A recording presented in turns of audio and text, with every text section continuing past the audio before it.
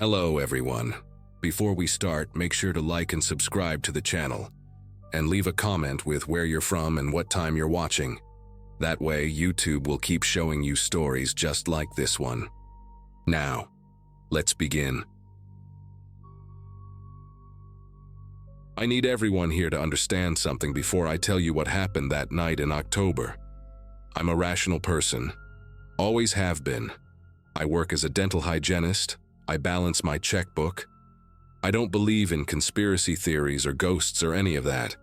But what happened in my house was real, and the police reports can back me up on every detail. My son Jamie and I had been living in that old farmhouse on Willow Creek Road for about 8 months, just the two of us after my ex-husband moved to Colorado. The place was perfect for what I could afford. 2 stories, white paint peeling off the wooden siding, surrounded by cornfields that went on forever. The isolation didn't bother me. After years of fighting and yelling, the quiet was actually therapeutic. Jamie was 6, just started 1st grade, and he loved having all that space to run around after school. The changes in the house started so gradually that I'm embarrassed how long it took me to piece things together. First week of October, I came home from work and found one of the kitchen chairs turned completely backwards, facing away from the table. Not just pulled out like Jamie might do when climbing up, but deliberately turned around. I asked him about it while I was making spaghetti, and he just shrugged, said he'd been at school all day, which of course he had. Mrs. Foster had kept him after for reading group until I picked him up at 4. Then there was the basement door situation. I'm obsessive about keeping it locked because the stairs are steep and there's no railing. But 3 times that week I found it standing open, not wide open, just unlatched and pushed in about 6 inches, enough to see the darkness beyond. The bathroom window really got under my skin though. It's this small window on the 1st floor, painted shut when we moved in. I'd spent an entire Saturday afternoon with a putty knife and WD-40 getting it to open because the bathroom needed ventilation. After all that work, I always made sure to lock it. The latch was tricky. You had to push down hard while sliding it to the right. But that Friday, I came home to find it open about 4 inches. The white lace curtain my mother had given me sucked halfway through the gap, fluttering like something trying to escape. Jamie was at his friend Tommy's house that afternoon. I stood there staring at that window for probably 5 minutes, trying to remember if maybe I'd opened it that morning and forgot. But I knew I hadn't. The weather had been cold all week, frost on the grass every morning. I started doing things I'd never done before, checking every lock twice before bed, walking through each room with my phone flashlight even though all the lights worked fine, putting Jamie's baseball bat next to my nightstand. I even called Mr. Garrett down the road, asked if he'd seen anyone around my property. He said no, but mentioned something that made my chest tighten. 2 weeks earlier, he'd seen a beat-up green pickup truck parked at the end of my driveway around noon, just sitting there for maybe 20 minutes before driving off. He figured it was someone lost looking at their phone for directions. The thing is, I'd seen that same truck, or one just like it, parked at the gas station in town when I'd stopped for milk. The driver had been sitting inside, baseball cap pulled low, just watching people come and go. Saturday night was when I knew for certain someone had been in my house. Jamie and I had gone to the fall festival in town, got back around 8:30. He was exhausted, covered in face paint, and clutching a bag of candy corn he'd won at the ring toss. While he was in the shower, I went to the kitchen to make him some warm milk with honey, something my grandmother used to make me. That's when I saw it. The junk drawer was open about 2 inches. Not a big deal, except I'm compulsive about that drawer because it's where I keep the spare house key. Everything inside had been moved around, not ransacked, but carefully rearranged. The key was still there, but it was on top of everything else instead of under the old phone book where I always hid it. My bottle of pepper spray, which I kept in the back corner, was now in the front, cap twisted off. I didn't sleep that night. After Jamie went to bed, I wedged a chair under my bedroom doorknob and sat by the window watching the driveway. Around 2 in the morning, I saw headlights slow down near my mailbox, then continue on. Could have been anyone, but my whole body was rigid, listening for any sound that didn't belong. The next morning, Sunday, I found something that made me call the police for the first time. There were cigarette butts under Jamie's bedroom window, 5 of them, all the same brand. Marlboro Reds with the filter torn off in the exact same way. They were fresh, probably from the night before while we were at the festival. Officer Daniels came out, took photos, wrote everything down, but said without evidence of actual breaking and entering, there wasn't much they could do. He suggested installing cameras, maybe getting a dog. I couldn't afford cameras and our landlord didn't allow pets. Monday came and went without incident, which somehow made me more nervous. I kept Jamie home from school, told them he had a stomach bug. We spent the day in the living room watching cartoons, me pretending to fold laundry while actually watching the windows. I'd already decided we were going to stay at my sister's place in Indianapolis for a few days, just until I could figure something out. But she couldn't come get us until Wednesday because of her work schedule, and I didn't have money for a rental car. Tuesday morning, I dropped Jamie at school like normal. I couldn't miss another day of work without risking my job. All day at the dental office, I kept checking my phone, expecting something, though I didn't know what. Dr. Morrison noticed I was jumpy, asked if everything was okay. I just nodded, kept cleaning instruments, tried to focus on the familiar routine of sterilization protocols and inventory sheets. That Tuesday evening is burned into my memory with a clarity that makes me nauseous even now, 2 years later. I picked Jamie up from after-school care at 4:30, stopped at McDonald's for dinner because I couldn't stand the thought of cooking in that kitchen with all those windows. We got home just as the sun was setting, that golden October light that usually made the cornfields look beautiful, but now just emphasized how alone we were out there. Jamie ran upstairs to play with his Legos while I sat at the kitchen table, scrolling through apartment listings on my phone, trying to calculate if I could afford to break the lease. Around 7:30, I went upstairs to run Jamie's bath. The bathroom was at the end of the hall, and as I walked past the spare bedroom, I noticed the door was open. Not unusual, except I distinctly remembered closing it that morning because I'd hidden Jamie's birthday presents in the closet. When I pushed it open wider, my heart started hammering so hard I could hear it in my ears. The window was open, screen removed and leaning against the wall inside. I grabbed Jamie from his room, told him we were going to play a game where we had to be really quiet. His eyes got wide, but he nodded, trusting me completely. We crept downstairs and I reached for my phone on the kitchen counter to call 911. That's when I heard it. The floorboards in the living room creaking in that specific way they did when someone stepped on the 3rd plank from the wall. The sound was deliberate, slow, like someone testing their weight. My phone was in my hand, but when I looked at the screen, there was no signal. 0 bars. We never had great reception out there, but I always had at least 1 bar in the kitchen. I tried the landline mounted on the wall, the old beige phone that came with the house. Dead. No dial tone, nothing.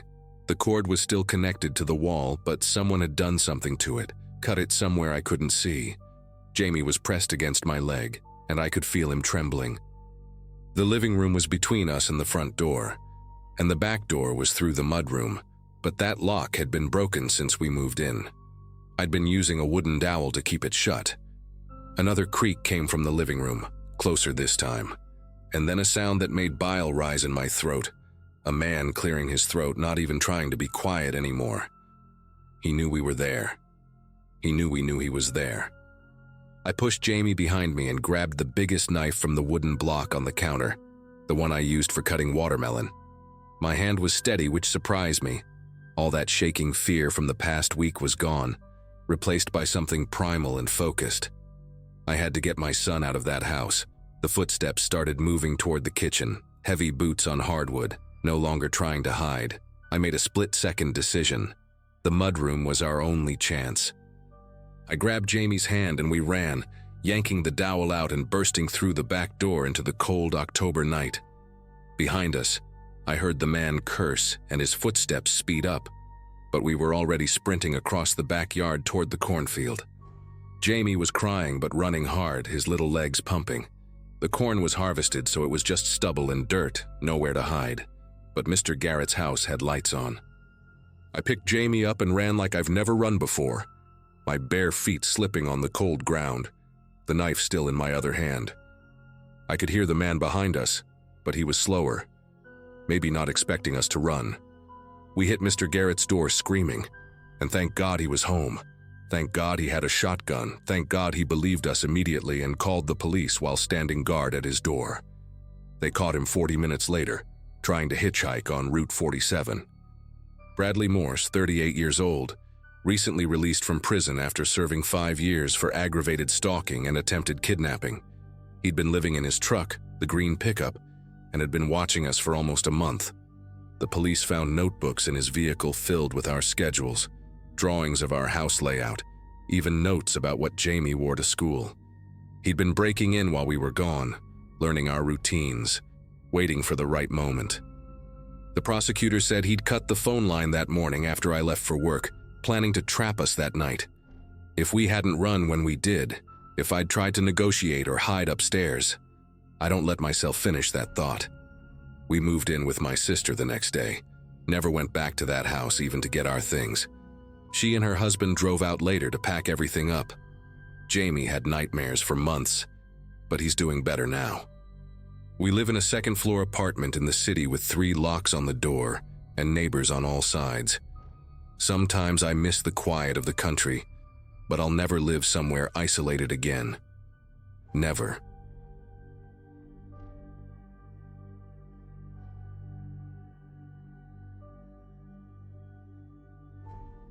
The thing about living in a small town is that everyone thinks they're safe. I was 24, working as a mechanic at the only auto shop in Oakfield, Montana, and I'd been renting this little house on Cedar Lane for about 2 years. It sat right where the neighborhood ended and the woods began, maybe a quarter mile from my nearest neighbor, old Mr. Hawkins, who ran the hardware store. I'd chosen it specifically because after spending all day dealing with customers and their broken-down trucks, I liked coming home to peace and quiet. That Wednesday in early November, I'd gotten home around 7 after fixing a particularly stubborn transmission on a Ford F-150, eaten leftover pizza, watched some TV, and crashed hard around 11. My bedroom was at the back of the house facing the woods, and I always slept with the window cracked because I liked the cold air and the sound of wind through the pines. I woke up to a sound that didn't belong. It wasn't loud or sudden. That's what made it worse. It was this careful, deliberate clicking noise, metal on metal, coming from the direction of my kitchen. My brain, still foggy from sleep, tried to make sense of it. Maybe it was the heater kicking on, or the refrigerator doing that weird thing it sometimes did. But then I heard the doorknob turn, slow and controlled, followed by the faintest squeak of hinges. My back door was opening. The digital clock on my nightstand showed 2:47 a.m. in those angry red numbers. And I remember thinking how strange it was that I could see them so clearly when my heart was pounding hard enough to blur my vision. Someone was in my house. Not breaking in. They'd already done that part. They were inside, moving through my kitchen with a confidence that made my mouth go dry. For a split second, I tried to convince myself it was Mr. Hawkins. The old man had a spare key from when I'd had the flu last winter, and he'd brought me soup and medicine. Maybe something was wrong. Maybe there was a fire nearby or some kind of emergency. But Mr. Hawkins would have called first, or at least knocked. And he definitely wouldn't be creeping around at almost 3 in the morning. Then I saw the light, a thin beam of white cutting through the darkness of my hallway, sweeping left to right like whoever was holding the flashlight was checking each room. That's when I heard the second set of footsteps. There were 2 of them. My bedroom door was open just a crack, and through it, I could see that flashlight beam getting closer, accompanied by the soft shuffle of boots on my hardwood floor. They weren't trying to be silent anymore. They knew exactly where they were going. I grabbed my phone from the nightstand, but my fingers were clumsy and thick with panic. The screen seemed impossibly bright in the darkness, and I fumbled to dial 911. But before I could even unlock it, I heard one of them speak. "Check the back room first," the voice said, low and rough, but clear enough that I knew it wasn't anyone from town. It had this flat, emotionless quality that made my chest tighten. They were maybe 10 feet from my bedroom door now. I could hear them breathing, Could hear the creak of leather, gloves or jackets, I couldn't tell. That's when I saw them through the crack in my door. Two figures in black ski masks, both carrying flashlights, both moving with this practiced efficiency that told me they'd done this before. The taller one had something in his other hand that caught the light. Might have been a knife, might have been something else, but I wasn't about to wait to find out. My window was still cracked open from earlier, and I knew I had maybe 3 seconds before they pushed open my bedroom door. I rolled out of bed as quietly as I could, staying low, and grabbed the baseball bat I kept leaning against my dresser, a leftover from my high school days that I'd never gotten around to storing properly. Thank God for lazy habits. The window was one of those old-style ones that slide up, and I pushed it the rest of the way open, wincing at every small sound it made. The screen popped out easier than I expected, falling into the bushes below with a soft rustle. I could hear them at my door now, the handle starting to turn. I didn't think, just threw one leg over the windowsill and dropped the 8 feet to the ground, landing hard in the wet leaves and mulch. My ankle twisted slightly, sending a sharp pain up my leg, but adrenaline is a hell of a drug. I was already running before I fully registered that I was outside, barefoot, in nothing but sweatpants and an old Metallica t-shirt, the November air hitting me like a wall of ice. Behind me, I heard shouting from inside my house. They'd found my empty bed. A flashlight beam shot out through my bedroom window, sweeping across the backyard, and I pressed myself against the side of the house, trying to control my breathing. The beam passed over the spot where I'd been standing just seconds before. Then I heard the back door slam open, the same door they'd come through, and boots hitting the wooden deck. "He went out the window," one of them called out, and there was something in his voice that sounded almost amused. "Circle around." He couldn't have gotten far. That's when it hit me. They weren't panicking, they weren't scrambling or arguing about what to do next. They had a plan for this too. These guys had thought through what would happen if I ran, which meant they'd been watching me, studying my routines, knowing I lived alone and that my nearest neighbor was too far away to hear me if I screamed. The woods behind my house suddenly seemed like my only option. I knew those trails better than anyone. I'd been hiking them since I moved in, sometimes taking my morning coffee out there on weekends. But running through them barefoot in the dark was going to be a nightmare. I didn't have a choice. I could hear one of them coming around the left side of the house while the other took the right. They were going to trap me in the backyard if I didn't move now. I sprinted toward the tree line, my feet immediately finding every sharp rock and broken stick in the yard. The second I hit the woods, branches started tearing at my shirt and face. I couldn't use the main trail, too obvious, so I crashed through the underbrush, trying to remember where the old deer path branched off. Behind me, I heard them enter the woods, their flashlights creating crazy shadows through the trees. They were maybe 30 yards back, but they had boots and lights while I was stumbling blind through thorns and fallen branches. That's when I remembered the old hunting blind about a half-mile in.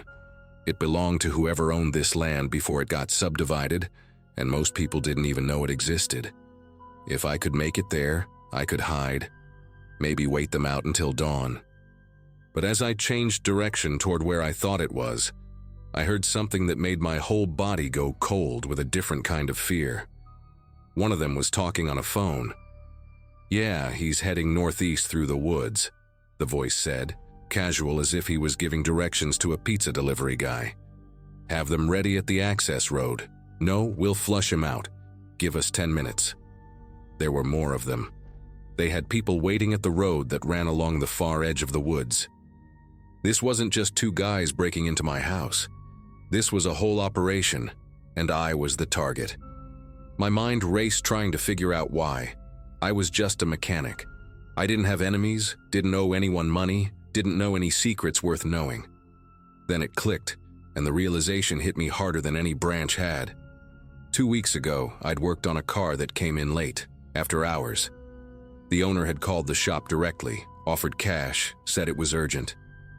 It was a black SUV with out-of-state plates, and the guy wanted me to fix a damaged undercarriage. Said he'd hit a deer. But when I got under there, I found more than just impact damage.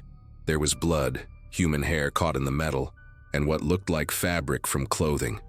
I should have called the cops right then, but the guy was standing right there watching me work, and something about his dead eyes told me to keep my mouth shut. I fixed it, took the money, and tried to forget about it. But I'd made a copy of his license plate on the work order, following shop protocol. The paperwork was still in my toolbox at the garage. Maybe they knew I had it. Maybe they thought I'd already talked to someone. Either way, they were here to tie up a loose end, and that loose end was me. I could hear them getting closer, their flashlights sweeping methodically through the trees. My feet were bleeding now, leaving a trail they could probably follow even without a bloodhound. The hunting blind was still too far, and with people waiting at the road, I was being herded like an animal. Then I remembered something else. The old storm drain that ran under the woods, part of the town's flood control system from the 60s. The entrance was near here, hidden behind a cluster of fallen trees from a storm last spring. It would be tight, dark, and full of God knows what, but it came out near the elementary school on the other side of town. I changed direction again, trying to move quieter now, using the sound of the wind to mask my footsteps. The drain entrance was right where I remembered, a concrete tunnel mouth about 4 feet high, half hidden by dead branches and leaves. The metal grate that should have covered it had rusted away years ago. I could hear water running inside, probably runoff from the recent rains, but it didn't sound deep. I didn't hesitate. I dropped to my knees and crawled inside, immediately hitting ankle-deep water that was so cold it took my breath away. The concrete was slimy with algae or something worse, and the smell was exactly what you'd expect from decades of stagnant water and dead leaves. But I kept moving, trying not to think about what else might be in here with me. The tunnel was pitch black after the first few feet, and I had to feel my way forward with my hands, touching things I really didn't want to identify. Behind me, I heard muffled voices at the entrance. "The blood trail leads here," someone said.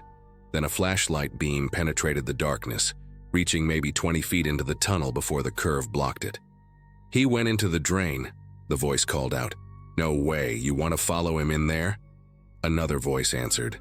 There was a pause, then, "Call the others. Tell them to watch the outlet by the school.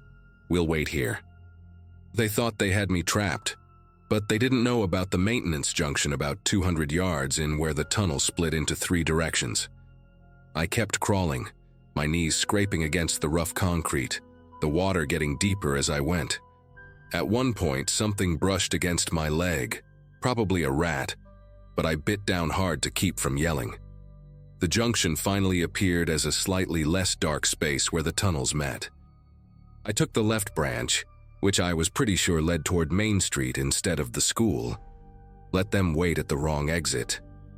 The left tunnel was older, tighter, and partially collapsed in places where tree roots had broken through the concrete. I had to squeeze through sections on my belly, the water now high enough that I had to keep my chin up to breathe. But after what felt like hours but was probably 20 minutes, I saw light ahead, a storm grate looking up at a streetlight. I could hear cars passing overhead. I was under Jefferson Avenue, right in the middle of town. I pushed up on the grate with my shoulder and, miracle of miracles, it moved. I shoved it aside and pulled myself up onto the street, probably looking like something from a horror movie myself, soaking wet, covered in mud and blood, clothes torn to shreds. A car swerved to avoid me, horn blaring, and I stumbled toward the 24-hour gas station on the corner. The teenager working the night shift took one look at me and reached for the phone. Within minutes, I was surrounded by cops trying to explain everything while wrapped in a shock blanket in the back of an ambulance. They found my house empty, the back door still open, blood on the ground from my feet. But the men were gone. The cops did find the SUV, though, abandoned and burning in a field off Highway 18 about 3 hours later. The plate number I'd written down matched a vehicle reported stolen from Nevada 2 months earlier. They never found the men who came for me that night. The detective assigned to my case, a woman named Detective Reeves, believed my story. Said the burnt SUV had evidence of the hit and run I'd described, including DNA that matched a missing person from Reno. She arranged for witness protection, helped me relocate to a new state, new name, new everything.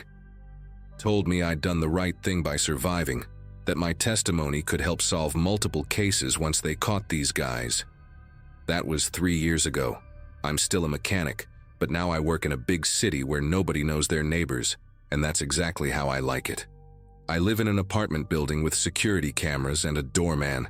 I don't work late anymore, don't take cash jobs, and I sure as hell don't fix cars with suspicious damage. The FBI agent who checks on me every few months says they're still investigating, that the organization those men belong to is bigger than just a hit-and-run cover-up. Sometimes she shows me photos, asks if I recognize anyone. I never do. But every night when I'm lying in bed, I still listen for sounds that don't belong. The click of metal on metal, the careful turn of a doorknob, footsteps where there shouldn't be any. They say I'm safe now, that those men have no reason to come after me anymore since I'm officially in the system.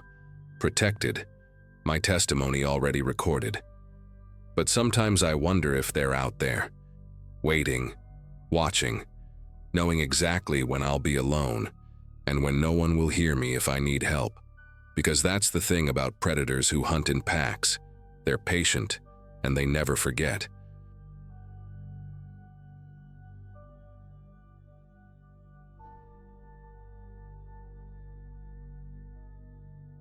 Pinewood, Arkansas was the last place I thought I'd find myself in August 2022, especially after swearing 15 years ago that I'd never come back.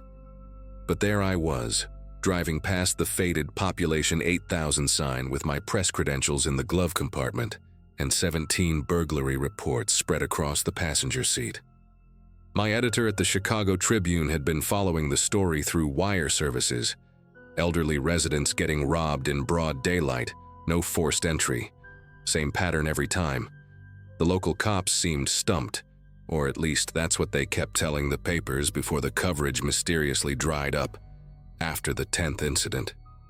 Something about the whole situation stank worse than the paper mill that used to run on the south side of town, and my editor figured a hometown connection might open doors that stayed shut for outside reporters. I pulled into the Sunset Lodge around 4 in the afternoon, the August heat making everything shimmer like a mirage. The place looked exactly how I remembered it. Peeling paint, half-dead neon sign, same cracked asphalt parking lot where teenagers used to drink beer and make bad decisions. Mrs. Colbert was still manning the front desk, though her hair had gone completely gray, and the cigarette between her fingers had been replaced by one of those electronic things that made her look like she was smoking a pen. She recognized me before I even finished signing the register, her eyes narrowing behind those thick glasses she'd worn since the Clinton administration. "Well, well, Tommy's boy finally comes home," she said, sliding the key to room 12 across the counter. "Heard through the grapevine you're poking around about them break-ins. Let me give you some free advice. Sheriff Brennan don't take kindly to outsiders asking questions, and far as he's concerned, you've been an outsider since the day you left." My first stop the next morning was Mrs. Eleanor Hutchinson's house on Dogwood Drive, victim number 14 according to my notes. She lived in one of those ranch-style homes from the 60s, with ceramic gnomes in the garden and a doormat that said, "Bless this mess." She invited me in for sweet tea, her hands trembling slightly as she poured, though I couldn't tell if it was from age or nerves. The living room smelled like potpourri and cat litter, and she had to move a massive orange tabby off the couch so I could sit down. "They took my mother's pearl necklace," she said, dabbing at her eyes with a tissue she pulled from her sleeve. "And about $300 I kept in the coffee can above the refrigerator." But the strangest thing was how they knew exactly where everything was. Didn't touch nothing else, didn't make no mess. Like they'd been in my house before, knew right where to look. I asked her about the police response, and that's when her whole demeanor changed. She glanced toward the window, then leaned forward in her recliner, the leather creaking under her weight. "Sheriff Brennan showed up about 2 hours after I called," she whispered, "even though we were alone in the house except for the cat. 2 hours and the station's only 10 minutes away. When he finally got here, he barely looked around, just took some notes and said they'd investigate. But here's what really got me spooked. When I was describing what was missing, he already knew about the coffee can. I hadn't mentioned it yet, was still talking about the jewelry. He tried to play it off, said all old folks hide money in the kitchen, but I saw that look in his eyes. Same look my husband used to get when I caught him lying about his poker games. Over the next 3 days, I interviewed 6 more victims, and the pattern became impossible to ignore. Every single one mentioned the sheriff arriving between 90 minutes to 2 hours after they called, despite Pinewood being small enough to drive across in 12 minutes. Mrs. Gladys Newcomb on Elm Street said she actually drove to the station herself after waiting an hour, only to find Brennan's patrol car parked out back, while the deputy at the desk insisted he was out on a call. Mr. Arnold Fishman told me Brennan had dirt on his boots when he finally showed up. Fresh red clay, like he'd been walking through the woods behind the old Hutchins property, nowhere near where he claimed to have been checking on a traffic accident. The most disturbing conversation came from Walter Briggs, a Vietnam vet who lived alone in a duplex near the railroad tracks. He pulled out a notebook where he'd been tracking every burglary, marking them on a calendar with red X's. "Notice anything?" he asked, pointing at the dates with a shaky finger. Every single robbery happened on days when Brennan was supposedly working solo patrol, no deputy with him. That evening I stopped by Murphy's Diner for dinner, figuring I might overhear some local gossip about the burglaries. The place was exactly as I remembered: cracked vinyl booths, flickering fluorescent lights, and coffee that could strip paint. I was halfway through my meatloaf when Carl Dobson slid into the booth across from me. Carl had been 2 years ahead of me in high school, still wore his class ring, and now worked at the hardware store. He didn't even bother with small talk, just leaned across the table and spoke in a voice so low I had to strain to hear him over the ancient air conditioner rattling in the window. "You need to leave town," he said, his eyes darting to the door every few seconds. "Tonight.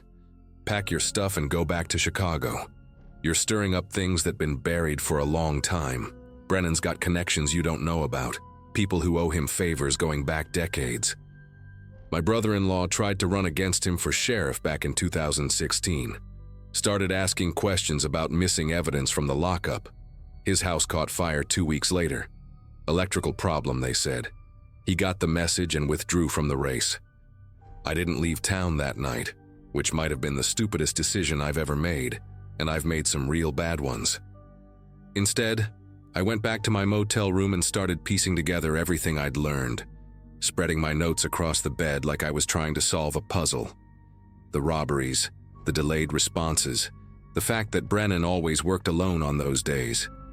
It all pointed to something, but I needed more proof than suspicious timing and red clay on boots. Around 11 o'clock, I heard a car engine outside, that distinctive rumble of a Crown Victoria that every cop car in America seemed to have. I pulled back the curtain just enough to peek out, and there it was. Brennan's patrol car, parked across the street with its lights off, engine running. I could see the outline of someone in the driver's seat, the orange glow of a cigarette occasionally lighting up their face. They sat there for 45 minutes, never moving, never getting out, just watching my room. The next morning, I woke up to find my rental car's back left tire slashed, a clean cut that couldn't have been from road debris. The woman at the front desk, Mrs. Colbert, suddenly couldn't remember seeing anything unusual the night before, wouldn't even make eye contact when I asked about the patrol car. The guy at the auto shop took one look at my Michigan plates and said he wouldn't have the right tire in stock for at least 3 days, maybe 4. I was stuck, and everyone in town seemed to know it. That afternoon, I walked to the library to use their computer since my motel's Wi-Fi had mysteriously stopped working. I just logged into my email to send my editor an update when Betty Garrison, the head librarian who'd been there since I was checking out Hardy Boys books, came over and whispered that Brennan had just walked in. Sure enough, there he was by the periodicals section, pretending to read a newspaper while keeping his eyes on me. He was a big man, bigger than I remembered, with arms like ham hocks and a gut that hung over his duty belt. When he knew I'd seen him, he folded the paper slowly, walked over to my table, and sat down without asking. "Heard you've been talking to folks," he said, his voice friendly enough but his eyes cold as January. He pulled out a tin of chewing tobacco, packed a wad into his lower lip, and continued. See, the thing about small towns is that people get confused sometimes, old folks especially. They misremember things, get times mixed up, make connections that ain't there. Mrs. Hutchinson, for instance, lovely woman, but she's been taking them anxiety pills since her husband passed, makes her paranoid. And Walter Briggs, well, that man sees conspiracies everywhere since he came back from Nam. Can't trust everything you hear. He leaned back in the chair, making it creak under his weight, and I noticed his hand resting on his service weapon, not threatening exactly, but making sure I saw it. Now, I know you got a job to do, writing your little article for that Chicago paper. But sometimes the story ain't what you think it is. Sometimes it's just a bunch of break-ins by some tweaker passing through town, and a sheriff's department doing its best with limited resources. Nothing more interesting than that. That's when I made my second stupid decision of the week. I pulled out my phone and showed him the photo I'd taken of Walter's calendar with all the dates marked. Funny how this tweaker only strikes when you're working solo patrol, I said, watching his jaw tighten. And how you always seem to be on the opposite side of town when the calls come in. His face went red, starting from his neck and spreading up like spilled wine on a tablecloth. He stood up so fast the chair tipped backward, and for a second I thought he was going to grab me right there in the library. Instead, he leaned down close enough that I could smell the tobacco and stale coffee on his breath. You got no idea what you're messing with, boy. This ain't Chicago. Out here, reporters sometimes have accidents. Car goes off the road on a dark night. Maybe they fall down some stairs at that old motel. Happened before. Ask Jimmy Watts. Oh wait, you can't. He drove his car into Lake Buchanan back in 2014 after he started poking around in things that weren't his business. Tragic accident, they said. Brake lines can fail on these old country roads. He straightened up, adjusted his gun belt, and smiled, but it was all teeth and no warmth. You have a nice day now, and maybe think about heading home real soon. Tomorrow morning would be good, before something unfortunate happens. I left the library with my legs feeling like jelly, but I wasn't done yet. That night, instead of staying in my motel room like a sitting duck, I parked my rental, with its spare tire now on, behind the abandoned Texaco station, and walked back to the motel through the woods. I sat in the dark bathroom with the door cracked, watching through the window. Around midnight, sure enough, Brennan's patrol car pulled up again, but this time he got out. He had something in his hand, looked like a Slim Jim or maybe a lockpick set. He walked right up to my door, stood there for a minute listening, then started working on the lock. The sound of metal scraping against metal carried in the quiet night. It took him less than 30 seconds to get the door open. He stepped inside my room and I heard him moving around, probably looking for me or my notes. After about 5 minutes, he came back out, relocked the door, and drove away. I waited another hour before sneaking back to check the room. Nothing was missing, but my laptop was open to a different screen and my notebook had been moved. He'd been looking for what I had on him, trying to figure out how much I knew. The next morning, I didn't run like he wanted. Instead, I drove straight to the state police barracks 40 miles away in Centerville. Turns out, they'd been getting complaints about Brennan for years, but could never make anything stick. When I showed them Walter's calendar and told them about the pattern, plus Brennan breaking into my room, they finally had enough to start a real investigation. They put me up in a hotel in Centerville for my safety and sent a team to Pinewood. Within a week, they'd cracked it wide open. Brennan had been running the burglaries himself, using his position to case the houses during wellness checks on elderly residents, then hitting them when he knew they'd be at doctor appointments or church. He'd stolen over $200,000 over 2 years. The FBI got involved when they found out he'd been selling some of the stolen items across state lines. Last I heard, he was looking at 15 to 20 years federal time. The part that still makes me sick is that everyone in town knew something was wrong but were too scared to speak up. It took an outsider coming home to finally expose what had been happening in plain sight. I never went back to Pinewood after that, but I heard they elected a new sheriff. A woman from Dallas with no connections to the old guard. Maybe things will be different now, but small towns have long memories, and I'm not eager to test whether they've forgiven me for bringing down their corrupt king.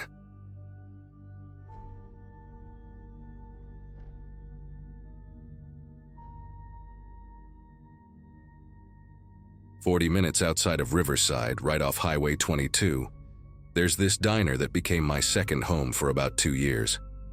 At 23, pulling double shifts most days to save up for nursing school wasn't exactly my dream job, but it paid the bills. Nothing special about the place. Red vinyl booths with duct tape patches, a jukebox that only played half the songs you selected, and coffee that tasted like burnt rubber if you let it sit too long. But the tips were decent, especially from the truckers who rolled through at all hours, and my manager Frank let me study during the dead periods between lunch and dinner. That particular Saturday in early spring, I'd been there since 5 in the morning, and my feet were already screaming in my beat-up sneakers. The breakfast rush had been brutal, with 2 tour buses stopping unexpectedly, and I'd barely had time to grab a piece of toast before the lunch crowd started trickling in. Around 2:30, after the last of the lunch customers had cleared out, Frank told me to take a real break. I grabbed my jacket and headed out back where we parked our cars, desperate for some fresh air and silence. The afternoon sun felt good on my face after being under those harsh fluorescent lights all morning. I decided to drive down to the gas station about a mile up the road to grab an energy drink, something with enough caffeine to push me through the dinner shift. The road between the diner and the gas station was usually empty this time of day, just a straight stretch of asphalt cutting through dead fields and the occasional cluster of pine trees. I had my windows down, letting the cool air whip through my hair, when I saw it happen about 200 yards ahead of me. A woman was jogging along the shoulder of the road, wearing one of those neon yellow vests that practically glowed in the afternoon light. She had earbuds in, her ponytail bouncing with each step, completely focused on her run. Then this truck, a massive Ford F-350, dark blue with those aftermarket chrome bumpers, came flying around the slight curve doing at least 70 in a 45 zone. The driver must have been texting or messing with the radio, because the truck drifted right onto the shoulder. The impact was instant and violent. The woman's body flew through the air like a rag doll, landing in the ditch about 30 feet from where she'd been hit. The truck swerved back onto the road, fishtailed for a second, then just kept going. Didn't even tap the brakes. The whole thing happened in maybe 3 seconds, but every detail burned itself into my brain like someone had taken a photograph. My car screeched to a stop and I jumped out, running toward the ditch while fumbling for my phone. The woman was lying at an impossible angle, her left leg bent completely backward, blood pooling beneath her head and soaking into the dry grass. Her eyes were still open, staring at nothing, and I knew before I even reached her that she was gone. But I checked for a pulse anyway, my fingers trembling against her neck, finding nothing but cooling skin. I called 911, barely able to get the words out, telling them about the hit and run, describing the truck in detail, the color, the chrome bumpers, even the Georgia Bulldog sticker I'd noticed on the back window as it sped away. The dispatcher kept me on the line until the ambulance arrived, along with 2 police cruisers. I stood there in that ditch for what felt like hours but was probably only 15 minutes, unable to look away from her face. She looked young, maybe early 30s, with a small scar through her left eyebrow and freckles across her nose.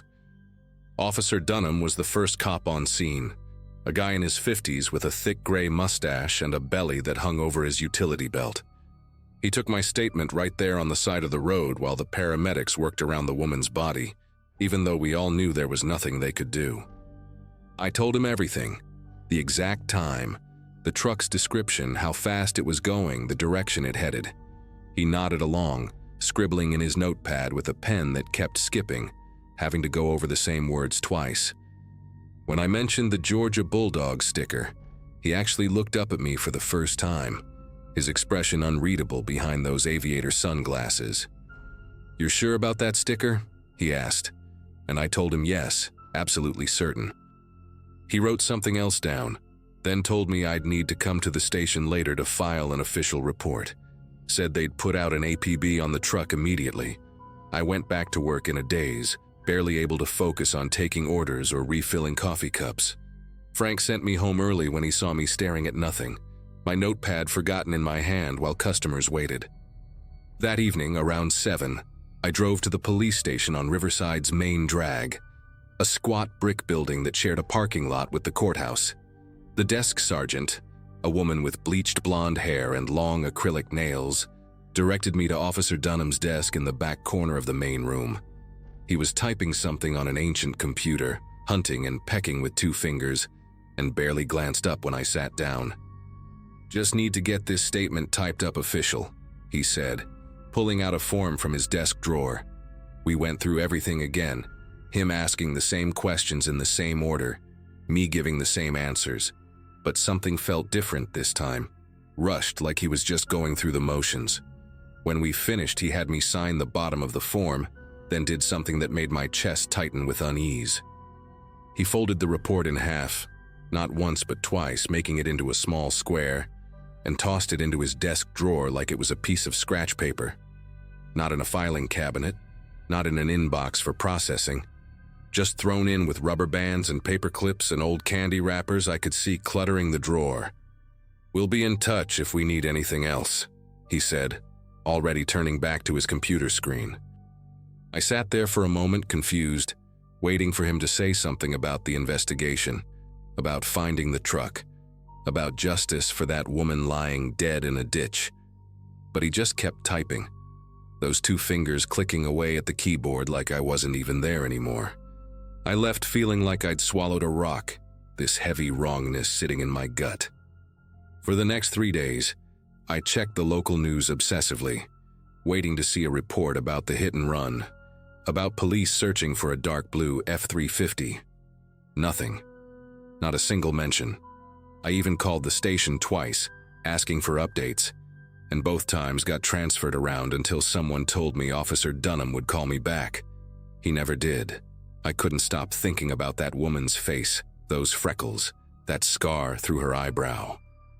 She had to have family, friends, people wondering where she was. On my lunch break that Wednesday, I drove past the spot where it happened, half expecting to see flowers or a cross or something marking where she died. The shoulder was clean, like nothing had ever happened there. Even the blood in the grass was gone. Whether washed away by the rain we'd had or cleaned up by someone, I couldn't tell. Friday afternoon, I had to run to the bank to deposit my tips from the week. The branch was on the other side of town, past the police station, and I took the back route to avoid the lunch traffic on the main road. That's when I saw it. Behind the police station, in that fenced-off area where they keep impounded vehicles and patrol cars waiting for maintenance, sat a dark blue Ford F-350. My heart started pounding so hard I could hear it in my ears. I pulled into the McDonald's parking lot next door to get a better look through the chain-link fence. Same chrome bumpers, same everything. And there, right there on the back window, was the Georgia Bulldog sticker, just like I'd described. But what made me want to throw up was the damage to the front right side. A dent in the bumper, a crack in the headlight, and what looked like dried blood and hair caught in the grill. I sat in my car for 20 minutes trying to make sense of what I was seeing. The truck that killed that woman was sitting behind the police station, had been there for who knows how long, and nobody was doing anything about it. My mind kept racing through possibilities. Maybe they'd found it and were processing it for evidence. Maybe the owner had turned himself in. But then why hadn't there been any news about it? Why hadn't Officer Dunham called me back? Why did he throw my report in that drawer like garbage? I thought about marching into the station right then, demanding answers. But something stopped me. The way Dunham had looked at me when I mentioned the sticker, the way he'd folded that report, the way this truck was just sitting there in plain sight, it all added up to something I didn't want to believe. Someone in that station knew exactly who was driving that truck, and they were protecting them. I spent the weekend paralyzed with indecision, barely sleeping, seeing that woman's face every time I closed my eyes. By Monday morning, I'd made up my mind.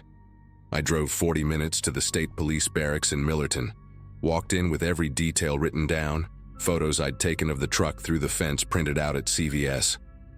The trooper who took my report, a younger guy named Sergeant Cole, listened to the whole story without interrupting, his face getting more serious with each detail.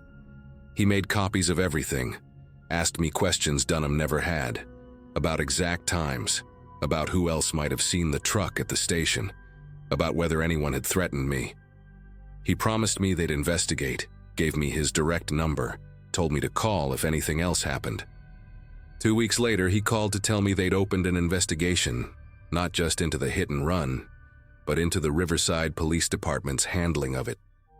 The truth came out in pieces over the next few months.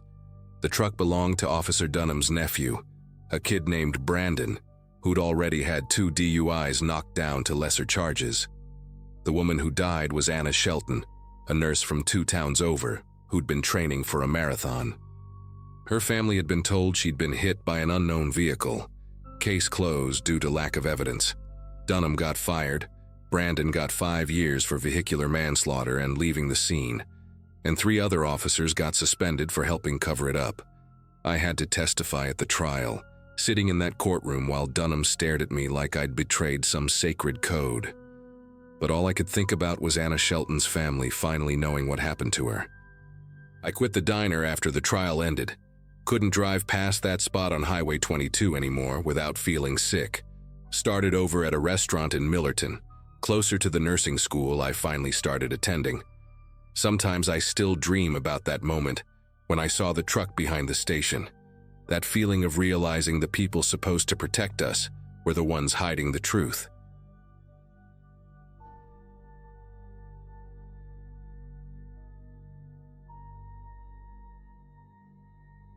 I'd been living in that little yellow house for exactly 2 weeks when the Richardsons moved in next door.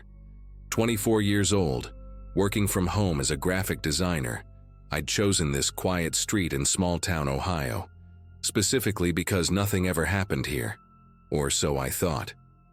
My days were predictable. Wake up at 7, make coffee in my kitchen that was weirdly bigger than the living room, sit at my desk by the window, and design logos for startups that would probably fail within 6 months. The house itself was quirky. Bathroom door that scraped against the toilet, exposed brick in the bedroom, original hardwood floors that announced every step. But for $800 a month, I wasn't complaining. My landlord, Mr. Hoffman, lived somewhere in Florida and had made it clear during our single phone conversation that as long as the rent arrived on time, I was basically invisible to him. The Richardsons arrived at 2 in the morning on a Wednesday, which struck me as bizarre even though I was awake anyway, deep in a project for a client who thought urgent meant due yesterday. Through my office window, I watched their moving truck pull up without any of the usual chaos that comes with relocating. 4 people emerged and began unloading boxes in complete silence. No talking, no sounds of exertion, just this eerie coordination that made the hair on my arms stand up. There was a teenage boy wearing a baseball cap pulled so low his face was completely shadowed, and a younger girl, maybe 12, with hair so pale it appeared almost white under the streetlights.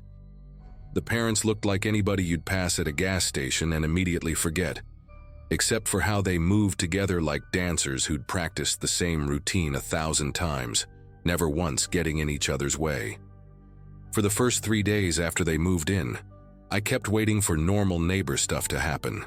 Someone mowing the lawn, kids playing in the yard, maybe a wave when we both happened to check the mail at the same time. Instead, their house stayed completely still, curtains drawn tight across every single window, no lights visible even when darkness fell. The only sign anyone lived there was their car, a beige sedan that left every morning at exactly 7:15 and returned at 5:45, so precise I could set my watch by it. I started paying attention to details I'd never noticed about anyone else, how their garbage cans appeared at the curb at 3 a.m. on collection day, how packages on their porch vanished within minutes of delivery, even though I never saw anyone open the door, how their grass stayed exactly 2 inches tall without anyone ever cutting it.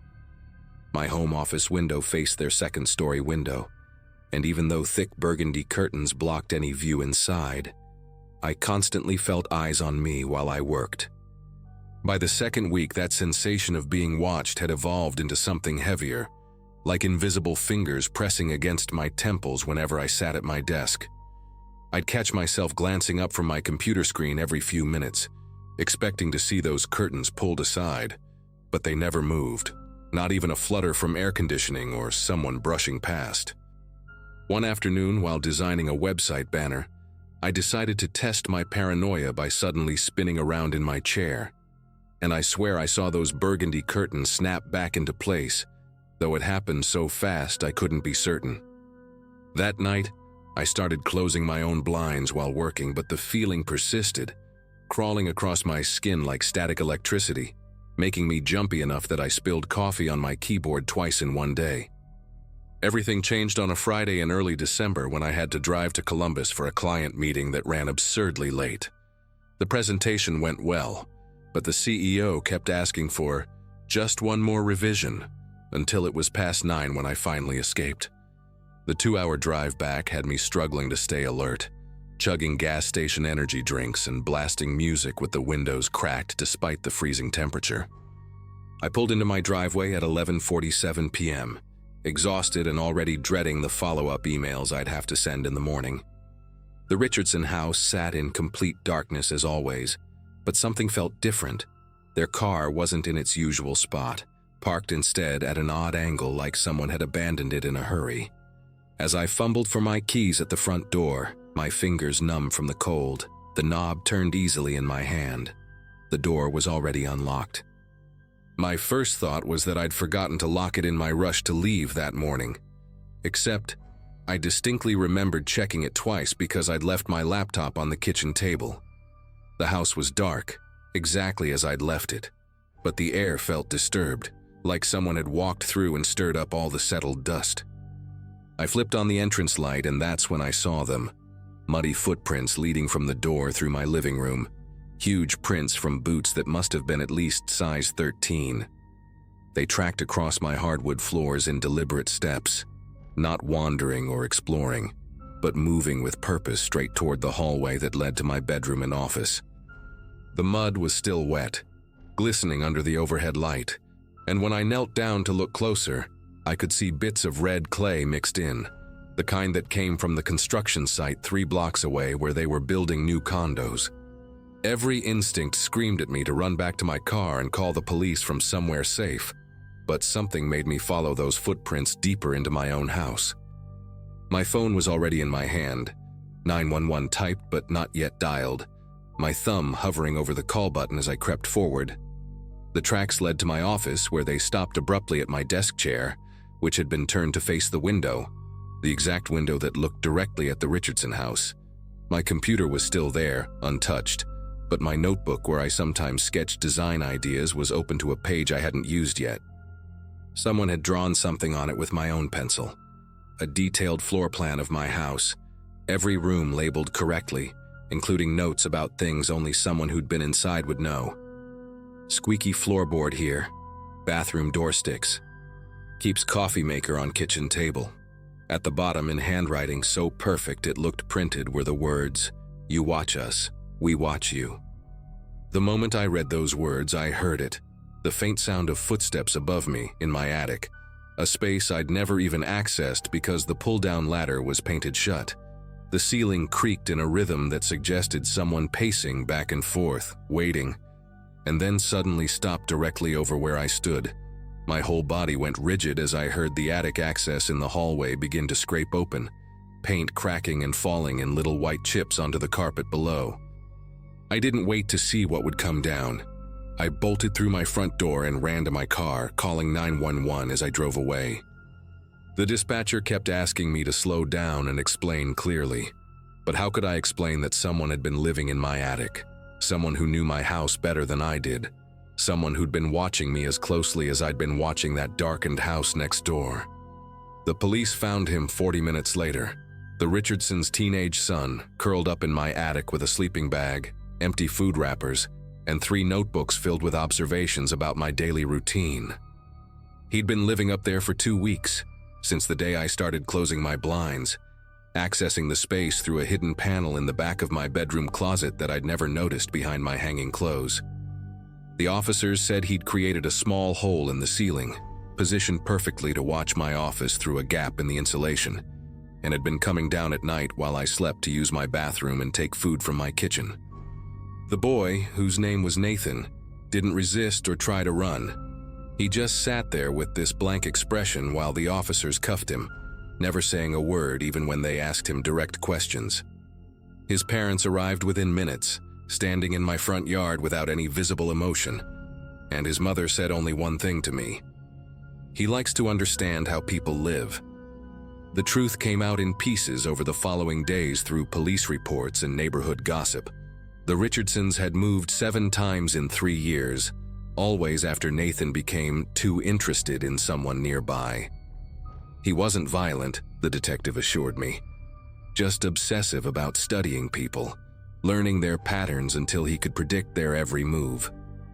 The family lived in darkness to avoid drawing attention, keeping Nathan calm by removing stimulation, but I'd become his new fixation the moment I'd shown interest in their strange behavior. They'd found similar setups in previous towns, hidden cameras in vents, detailed logs of neighbors' activities, and twice before, evidence he'd been living in crawl spaces or attics without anyone knowing. The detective said it was the most sophisticated surveillance by a 17-year-old he'd ever seen. Showed me photos of the notebooks where Nathan had written things like, "Subject orders Thai food when stressed, Tuesday, Thursday," and "Checks window at 3:17 p.m. daily after coffee break." I couldn't stay in that house another night, so I packed what I could fit in my car and crashed at a motel for 3 days while I processed what had happened. The violation went deeper than just the physical intrusion. This kid had documented my entire life, knew when I cried after phone calls with my ex, knew which mug I used for coffee versus tea, knew that I sang badly to 80s music while doing laundry on Sundays. The Richardsons disappeared before Nathan's court date, leaving the rental next door abandoned with rent still paid through the month, and the prosecutor said this was their pattern. They'd never stayed for legal proceedings, just vanished and started over somewhere else. I broke my lease, took the financial hit, and moved across town to an apartment complex with security cameras and a doorman. But for months afterward, I'd find myself checking closets for hidden panels, running my hands along ceilings for tiny holes, wondering if someone was cataloging my new routines in another notebook somewhere. 6 months later, I got a letter forwarded from my old address with no return label, just my name written in that same perfect handwriting from the note on my desk. Inside was a single sheet of paper with one line: "You were the most interesting one." I turned it over to the police, but they said without a postmark or any identifying information, there was nothing they could do. I've moved twice more since then, changed jobs, even deleted most of my social media. But sometimes I still wake up at night certain I can hear the ceiling creak above me, even though I live on the top floor now. The detective called me last month to say they'd arrested Nathan in Michigan, living in a family's walls this time, with 17 notebooks full of observations, and when they asked him why he did it, he said he was practicing to become a writer, that the best characters come from real people, and that I'd taught him the most about fear.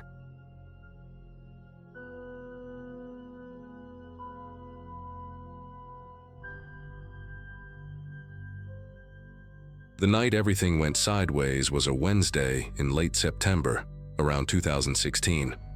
I was teaching sophomore English at Riverside High, one of those small-town schools where everyone knows everyone's business, and I'd just finished grading a mountain of essays about the Great Gatsby. My wife Laura had texted earlier, asking me to pick up milk on the way home, and I remember being annoyed because the nearest grocery store closed at 9, and it was already past 11. The janitor, old Mr. Hutchins, had locked up hours ago, leaving just me and the flickering fluorescent lights in the teacher's lounge. I'd been putting in these late nights for weeks, trying to catch up after taking over Mrs. Coleman's classes when she went on medical leave. My beat-up Ford pickup was the last vehicle in the parking lot, and the engine coughed twice before starting, same as it had done every cold night for the past 3 winters. The route home took me down County Road 74, this narrow 2-lane stretch that cuts through about 15 miles of farmland and scattered woods before hitting the edge of town where I lived. Most nights I'd make that drive on autopilot, windows down, listening to whatever classic rock station came in clear. But that particular night felt different from the moment I turned off the main highway. The moon was new, leaving everything beyond my headlights wrapped in that thick country darkness that seems to swallow sound. About 6 miles in, right past where the Garrett farm used to be before they sold to developers, my headlights caught something metallic gleaming on the shoulder. As I got closer, I could make out a sedan, maybe a Toyota or Honda, dark blue or black, hard to tell in the dark, pulled over with its hazard lights pulsing that urgent amber rhythm. The car was positioned oddly, not quite parallel to the road, like whoever was driving had yanked the wheel hard and fast to get off the asphalt. My first instinct was to keep driving. You hear stories about fake breakdowns, people pretending to need help just to rob whoever stops. But then I thought about my own daughter, Katie, away at college. What if she was stranded somewhere and nobody stopped? The guilt ate at me for about 30 seconds before I slowed down and pulled in behind the sedan, leaving a good 20 feet between us and keeping my engine running. I grabbed the heavy mag light from under my seat, the one Laura always teased me about carrying like I was some kind of cop, and stepped out. The silence hit me immediately. No traffic, no crickets, even the wind had died down to nothing. I called out a "Hello, everything okay?" But my voice seemed to get absorbed by the darkness around us. The sedan's interior light was on, and through the rear window I could see the driver's seat was empty. Both front doors were closed, but the driver's side wasn't completely latched, like someone had gotten out in a hurry and didn't push it all the way shut. I approached slowly, sweeping the mag light beam across the tall grass on both sides of the road, checking for any sign of the driver. Maybe they'd walked to find cell service or had a medical emergency and someone already picked them up. The car was a 2014 Nissan Altima. I could see the model badge now that I was closer, and the license plate was local, one of those specialty ones with the lighthouse from Port Haven on it. When I reached the driver's door, I used the flashlight to peer inside without touching anything. That's when my chest got tight. There was a wallet splayed open on the driver's seat, credit cards still tucked in their slots, and an iPhone face down on the passenger seat with the screen still lit up showing missed calls. A half-empty coffee cup sat in the holder, steam still faintly rising from it, and the keys dangled from the ignition. The radio was on but turned down low, barely audible, playing some talk show about local politics. I pulled out my phone to call 911, but the screen showed no bars. Dead zone, which wasn't unusual for this stretch of road. The smart thing would have been to drive to where I had signal and report it, but something made me walk around the car first, checking for any signs of an accident or struggle. The grass beside the passenger side was flattened in a weird pattern, not like someone had walked through it, more like something heavy had been dragged. The trail led about 10 feet into the field before disappearing where the grass grew taller. I followed it with my flashlight, calling out again, "Hey, anyone out there? I'm here to help." The beam caught something white against the dark earth. A shoe, a woman's sneaker, size 7 or 8, lying on its side with the laces still tied. My mouth went dry. I picked it up, and that's when I noticed the foot impression in the mud next to it, perfectly preserved, like whoever lost the shoe had stepped right out of it while running. The rational part of my brain kept saying there had to be a logical explanation. Maybe the driver had a mental health episode, got confused, wandered off. Maybe they were diabetic, had low blood sugar, got disoriented. But the scene didn't add up. Why leave the wallet and phone? Why only one shoe? I walked back to my truck and grabbed the emergency kit from behind the seat, then returned to the Altima. Using my sleeve to avoid leaving fingerprints, I carefully opened the driver's door wider. The wallet belonged to someone named Melissa Vaughn, 32 years old according to her license, lived over in Riverside Heights, about 40 minutes away. Her face in the photo looked tired but kind, the sort of person who probably worked 2 jobs and still volunteered at her kids' school. There were photos tucked behind the license, 2 young boys in baseball uniforms, a golden retriever, what looked like a family barbecue. Normal life stuff that made my stomach knot up even tighter. The phone on the passenger seat kept lighting up with notifications, Missed calls from Hub and texts asking, "Where are you?" And kids are asking about dinner. I knew I shouldn't touch it, but I needed to call for help somehow. I leaned across and pressed the home button with my knuckle. The lock screen showed 11:47 p.m. and 17 missed calls. The most recent text, from just 3 minutes ago, read, "Mel, I'm getting worried. Your location sharing shows you stopped on County Road. Please call me." That meant her husband could see where the car was. I memorized his number from the screen, planning to call him from my phone once I got signal. But then I heard something that made every muscle in my body tense up. A car engine in the distance getting closer. Out here, maybe 3 cars passed by on a typical night, and it was almost midnight on a Wednesday. I turned toward the sound and saw headlights coming from the direction of town, moving slower than normal, like they were searching for something.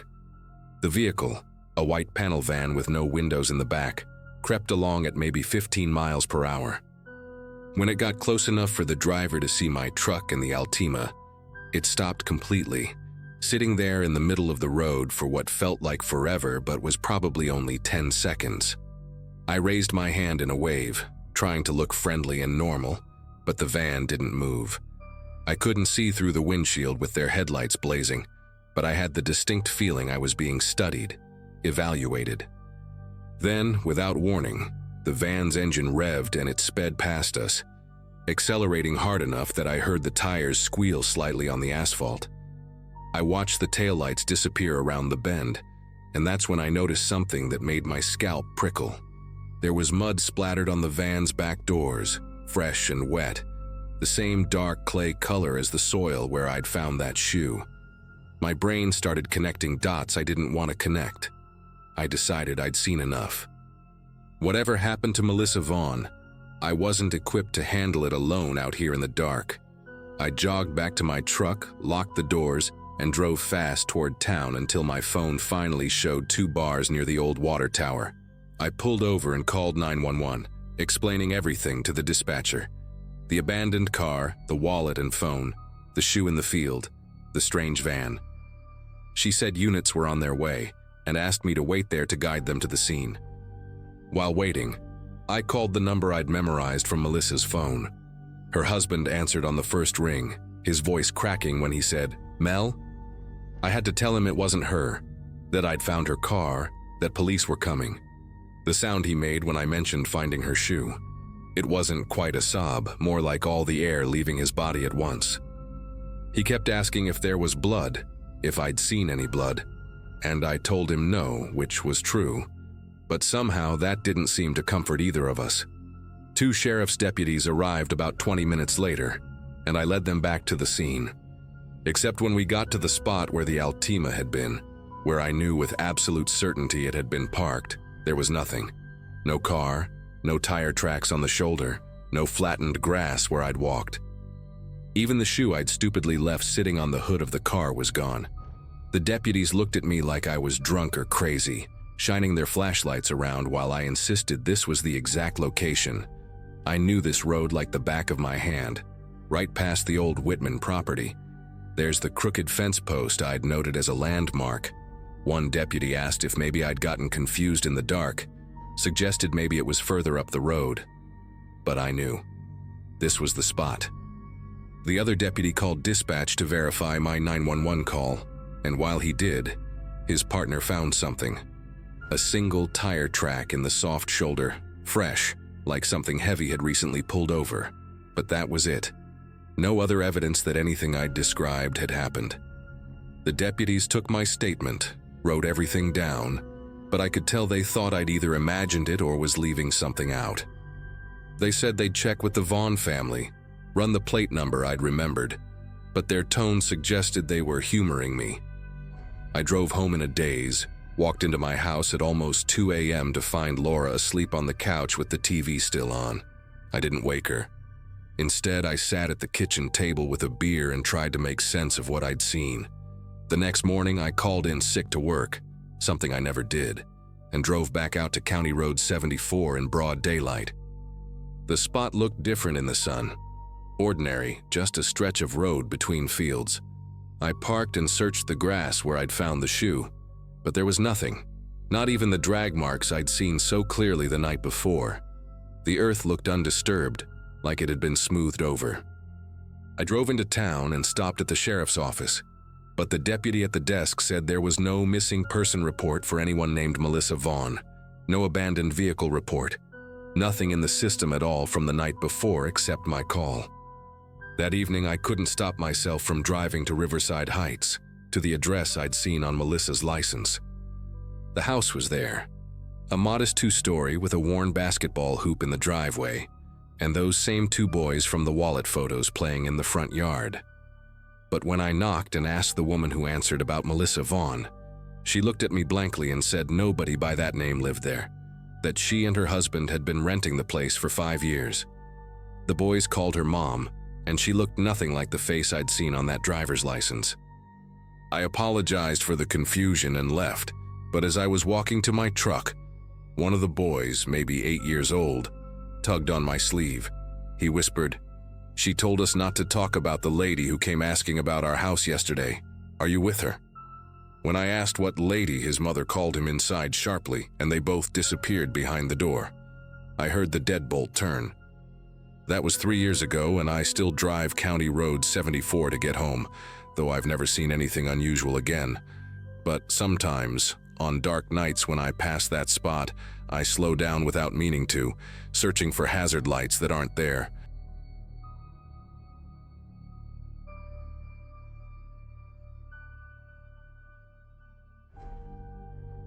I remember that night clearly because it was supposed to be simple, almost comforting.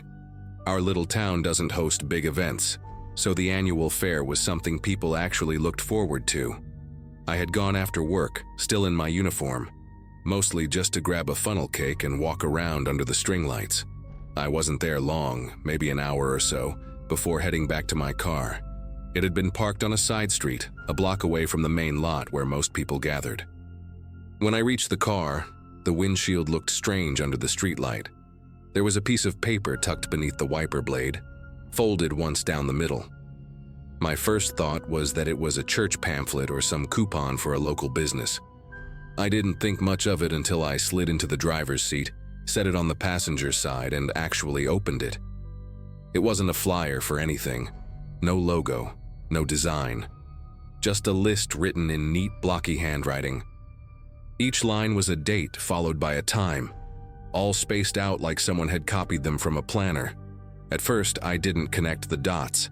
I thought maybe it was some random schedule someone dropped, and it ended up under my wiper by mistake. But then I saw the exact shift I had worked 2 nights earlier, right down to the time I clocked out. I skimmed down the page, and it wasn't just 1 or 2 matches. It was every single day that week, with the hours I came and went. My chest tightened as it hit me. This wasn't random at all. At the bottom of the page, written slightly larger than the rest, was a short message. "See you soon." That's when the fun, easy glow of the fair turned sour in my mind. I had been walking through crowds, standing in line for snacks and weaving between strangers. At some point during all that, someone who knew my schedule close enough to trace it had slipped this onto my car. And the thought that they had been watching me that carefully made me feel suddenly exposed in a way I'd never experienced before. I sat in the car with the engine off for a good minute, reading the list again and again. My first instinct was to check the sidewalks around me, scanning the people drifting back from the fair. None of them were looking my way, but I couldn't shake the idea that whoever had written this might still be close enough to see my reaction. The paper felt heavier in my hands than it should have, like it carried more weight than just ink on a page. Driving home was a blur. Every pair of headlights behind me seemed to linger too long, and I caught myself checking the rearview mirror more than the road ahead. The flyer stayed on the passenger seat, and I couldn't bring myself to toss it out the window or crumple it. Part of me wanted to keep it as proof, in case I had to show someone, but part of me hated having it so close, like it was some kind of open channel between me and whoever had written it. When I got back to my apartment, I went straight to my laptop and pulled up the flyer again under the desk lamp. The handwriting wasn't messy, but it wasn't formal either, just blocky with strange consistency, like the person had taken their time to make sure it was legible. The dates were in order, perfectly matched with the times I'd arrived and left work, even the shift I had traded with a coworker at the last minute. That detail is what made my stomach twist the hardest. Whoever tracked me hadn't just been guessing. They knew my movements as if they had been there every step of the way. I thought about calling someone, maybe my manager, maybe even the police, but what would I even say? Someone left a paper on my car that shows they've been following me. It felt flimsy, like they'd brush it off unless something worse happened. Still, the words, "See you soon," circled in my head like a warning I didn't know how to answer. I ended up shoving the paper into a drawer, but sleep never came easy that night. Every creak in the walls, every sound of a car pulling away outside, left me wondering if I had already been marked for whatever soon was supposed to mean. The following day, I couldn't shake the paranoia. I parked farther from the store, checked around my car before unlocking it, and even asked a coworker to walk with me to the lot after closing. Nothing unusual happened, but that flyer never left my mind. By the time my shift ended, the lot was nearly empty. I forced myself to look at every vehicle around me, memorizing their plates and shapes like I'd have to identify them later. On the third day, I finally brought the flyer to the local police station. The officer at the desk read it twice, his expression tightening in small ways he probably didn't realize I noticed. He asked if I had any recent conflicts or if someone might be holding a grudge. I told him no, and that the detail about my traded shift meant the person wasn't just guessing. He took the paper, said they'd keep it on file, but I could tell they weren't planning to launch an investigation unless something escalated. For weeks, I kept waiting for the next move. Every knock at my door made me tense. Every phone notification made me glance twice. I changed up my parking spots, varied my routes to work, even stayed with my sister a few nights just to feel less alone. But nothing else ever came. No more flyers, no strange calls, no obvious signs of someone tailing me. It was like whoever left that note wanted me to know they'd been close, then vanished once the fear had sunk in deep enough. To this day, I still don't know what their goal was. Maybe it was meant as a threat, or maybe just a twisted way to get inside my head. Either way, it worked. I never went back to the town fair again, and I still glance at my windshield every time I return to my car. That single piece of paper changed the way I move through my life, reminding me that someone, somewhere, had mapped out my routine without me ever noticing, until they decided to sign it with, "See you soon."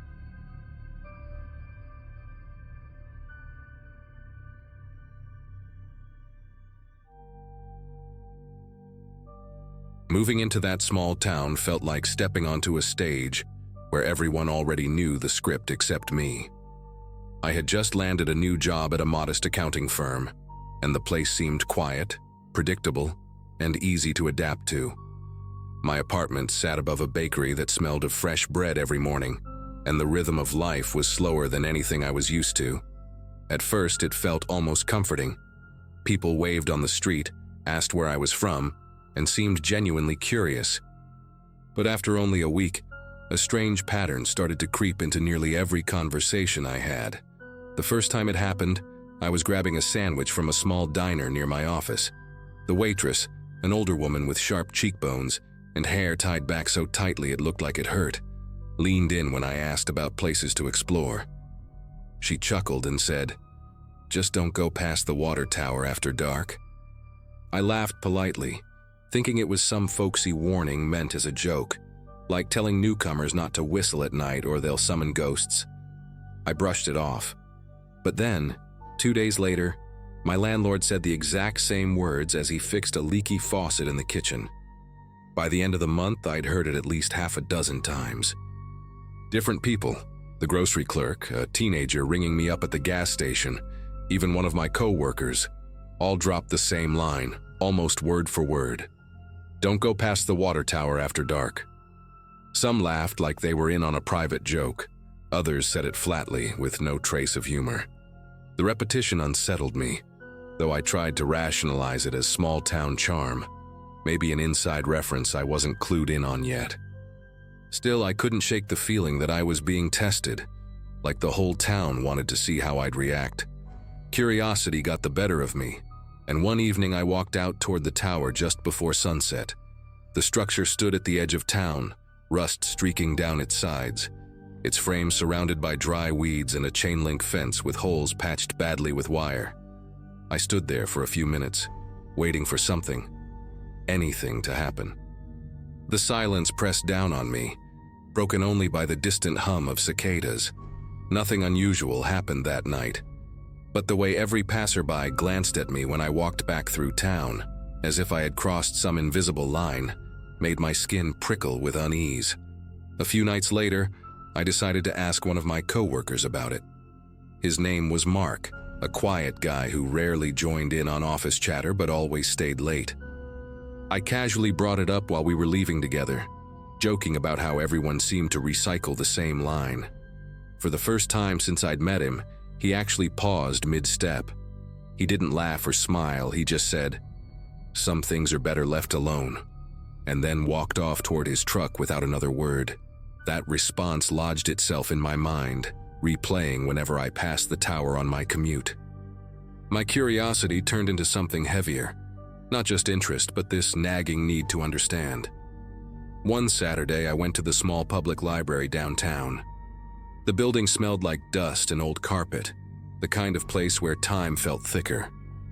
I dug into archived newspapers, flipping through local sections that barely covered more than bake sales and high school football games. There was nothing about the tower, not even a passing mention. But then, tucked inside a box labeled miscellaneous, I found photocopies of police incident summaries. The strange part was that none of them carried official stamps or case numbers. The reports described people, locals, drifters, even a traveling salesman, who had gone missing near the old tower over the span of nearly 3 decades. The wording was eerily similar in each one, as though whoever wrote them had copied from a template. Some included notes in the margins: "Family insists last seen by tower," or "Patrol car reported lights near structure." It was all informal, scribbled like reminders, not formal documentation. My pulse quickened as I realized these were never filed as official cases.